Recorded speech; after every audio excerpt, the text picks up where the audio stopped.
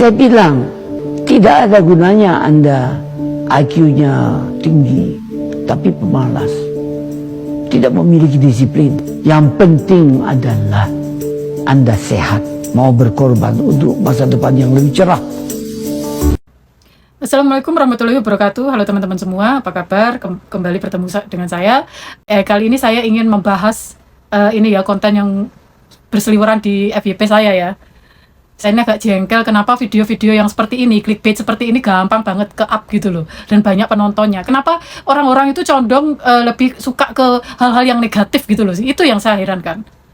Ini baru saja saya lihat, ini nggak tahu, ini kayaknya akunnya orang Amerika mungkin ya. Jadi di judulnya itu kelihatan ngeri gitu ya, seolah-olah Indonesia itu sudah tamat, sudah hancur lebur, dan nggak ada harapan lagi. Video ini dibuat oleh orang asing, nggak tahu dari mana ya. Dan sayangnya banyak sekali yang menelan mentah-mentah semua narasi menakutkan itu tanpa mau meluangkan waktu sebentar saja untuk mengecek kebenarannya. Agak disayangkan ya. Kalau kalian sependapat dengan saya pasti jengkel rasanya melihat video-video seperti ini. Herannya kok sama algoritma diloloskan gitu aja loh. Mari kita bedah satu persatu dengan tenang, pakai data resmi, dan lihat kenyataan yang sebenarnya.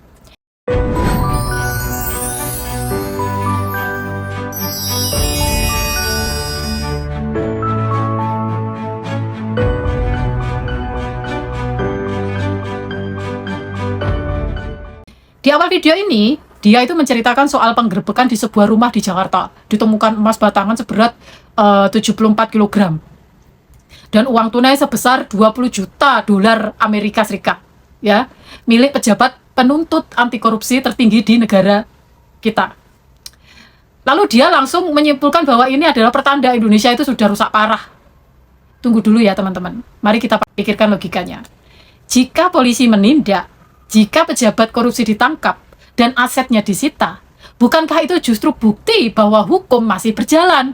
Bukankah itu bukti bahwa negara itu berusaha membersihkan diri? Bener nggak guys? Jengkel loh saya lihat videonya itu. Kasus korupsi besar itu nggak hanya terjadi di Indonesia saja, di Amerika Serikat, bahkan di Tiongkok ini yang ketat sekali nih, juga ada korupsi berjemaah sama. Bahkan di Amerika Serikat sana sendiri kalau korupsi nggak main-main guys, bisa ratusan miliar dolar tuh, melibatkan pejabat tinggi, pengusaha besar. Di Inggris, di Jerman, di negara-negara maju sekalipun hal seperti ini tetap ada. Swear deh. Tidak ada satu pun negara di dunia ini yang bisa berkata kami 100% bersih tanpa noda prek. Ya, sorry. Bedanya apakah negara berani menindak pelakunya atau enggak, itu aja. Dan Indonesia sekarang itu berani menindak, itu bukan tanda kejatuhan, melainkan tanda kita ingin berbenah diri. Selanjutnya dia bilang bahwa nilai rupiah sekarang adalah yang terlemah sepanjang sejarah, bahkan lebih buruk daripada krisis besar tahun 1998. Mari kita buka data resmi dari Badan Pusat Statistik, Bank Indonesia, dan Kementerian Keuangan, supaya kita tidak hanya percaya omongan orang asing. Ya, pada tahun 1998, ya, pertumbuhan ekonomi itu minus 13,1%. Cadangan devisa tinggal sangat sedikit. Utang negara melonjak, nggak terkendali. Harga barang melonjak berkali-kali lipat. Dan banyaknya perusahaan bangkrut. Saya di era itu masih ada di Indonesia. Dan saya benar-benar mengalaminya sendiri juga. Gitu loh guys. Jadi itu saya sangat paham banget lah di era-era itu. Bagaimana Indonesia itu jatuh bangun. Buktinya malah sekarang tambah populasi pula. Masih yakin Indonesia bakal runtuh? Sedangkan kondisi sekarang, tahun 2026. Pertumbuhan ekonomi kita itu tetap positif dan kuat, yaitu 5,3% per tahun 2024. Sedangkan kondisi sekarang tahun 2026, pertumbuhan ekonomi kita itu tetap positif dan kuat, yaitu 5,03%. Tahun 2024 5,11%. Tahun 2025 dan kuartal pertama tahun 2026 bahkan mencapai sampai 5,61%. Angka ini menjadikan Indonesia sebagai salah satu negara dengan pertumbuhan ekonomi tertinggi di seluruh kawasan Asia Tenggara. Bahkan di antara negara-negara besar di dunia. Rasio utang pemerintah kita itu terhadap produk domestik bruto atau PDB itu terjaga sangat aman di kisaran 34% saja. Jauh di bawah batas aman yang ditetapkan sebesar 60%. Jauh lebih rendah dibandingkan banyak negara lain. Cadangan devisa kita per Juli 2026 itu masih berada di angka sekitar 145 miliar US dollar. Oke? Yang mana jumlah ini cukup aman untuk menutupi kebutuhan impor barang penting dan pembayaran utang luar negeri kita. Memang benar, nilai tukar rupiah terhadap dolar itu sempat melemah, tapi itu terjadi karena faktor ekonomi dunia yang sedang bergejolak, suku bunga di Amerika Serikat yang tinggi, dan ketidakpastian perdagangan global. Bukan karena ekonomi Indonesia sedang hancur, ya. Dan perlu kalian tahu, mata uang negara lain pun itu mengalami hal yang sama. Ringgit Malaysia, Baht, Thailand, Peso Filipina, hingga Yuan Tiongkok sendiri, semuanya ikut melemah terhadap dolar. Hai, hello. Ketika Jepang, anjlok, nggak karuan kalian kemana? Kok diem aja gitu? Kenapa saat ini yang disoroti hanya Indonesia? Heran saya, ini sama orang-orang asing ini. Nah, kenapa cuma rupiah yang dijadikan senjata untuk menakut-nakuti kita, orang Indonesia, yang tentunya lebih tahu keadaan dan situasi di negara kita. Lalu dia membahas soal aturan pemerintah yang membatasi jumlah dolar yang bisa dikeluarkan oleh eksportir. Dari yang tadinya boleh 100.000 dolar, sekarang dibatasi menjadi 10.000 dolar. Dia bilang ini tindakan panik, menutup pintu, dan tanda negara mau bangkrut katanya. Sekali lagi, mari kita lihat fakta dunia. Aturan mengatur aliran uang dan valuta asing ini tidak pernah diciptakan oleh Indonesia saja, ya. Banyak negara di dunia itu yang pernah atau bahkan masih menerapkan aturan serupa saat ekonomi sedang nggak stabil, gitu loh. Amerika Serikat sendiri memiliki aturan ketat melaporkan setiap uang tunai atau falas yang dibawa masuk atau keluar negeri dalam jumlah besar. Bahkan bisa menyita jika tidak dilaporkan. Ya, negara-negara di Uni Eropa juga memiliki batasan dan kewajiban laporan yang ketat. India, Argentina, Turki, hingga Malaysia sendiri pernah membatasi penukaran falas warganya untuk menjaga kestabilan mata uang mereka. Mau gimana ya? Ya, semoga saja video-video saya ini tetap bermanfaat untuk kalian, agar kalian itu nggak terlalu ikut-ikutan narasi-narasi yang menyesatkan ya guys. Tujuan aturan ini sangat jelas dan wajar, agar uang hasil kekayaan alam dan usaha rakyat tidak dikuras habis secara tiba-tiba ke luar negeri, sehingga cadangan devisa negara itu tetap aman dan bisa digunakan untuk kepentingan rakyat banyak, gitu ya.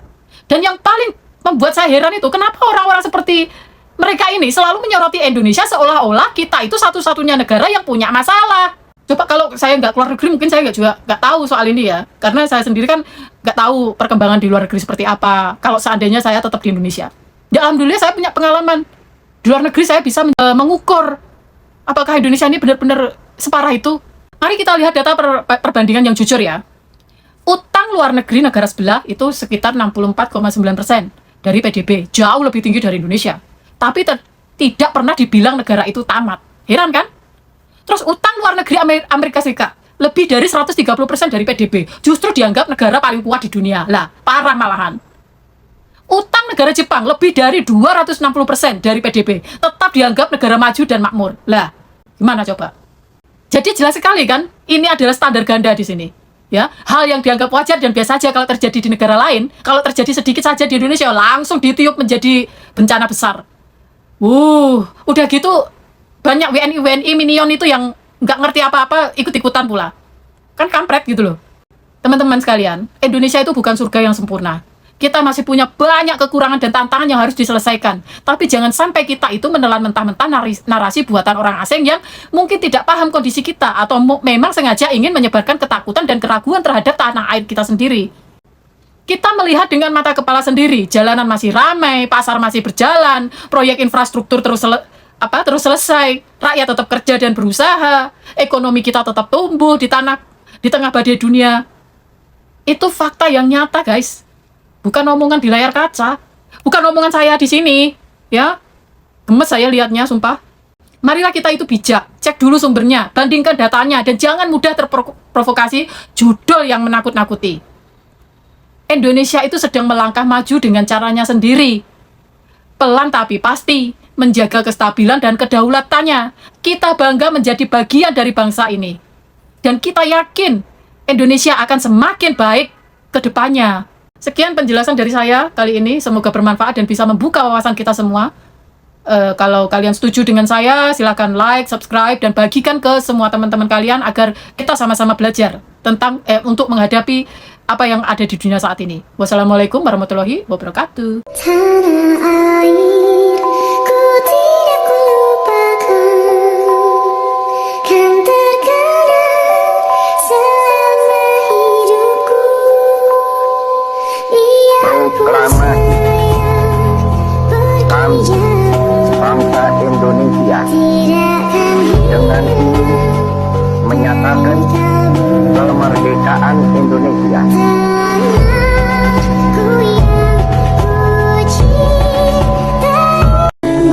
Jakarta, 17 Agustus 1945, atas nama bangsa Indonesia, Soekarno, Hatta.